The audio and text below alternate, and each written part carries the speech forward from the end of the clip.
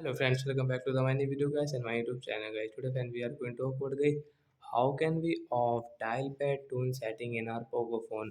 When you want to off your dial pad tune setting in your Poco phone, so then you can off it. And friends, now let's see how to off dial pad tune in our Poco phone. In this video guys we will talk about. So first of all guys we will on our phone setting.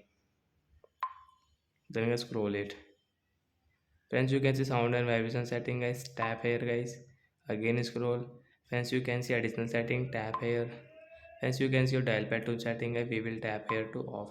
So friends, you can see guys your dial pad tone will not work guys. Open your dial pad. Friends, you can see this dial pad tone will not work in our Poco phone guys. So like that guys, you want to off your dial pad. So friends, you can off in your Poco mobile. So that's it guys. Thanks for watching the video guys. We will meet on next video guys with new topic. Before going guys, please go and like the video, subscribe the channel. Bye bye friends. Thanks for watching the video guys.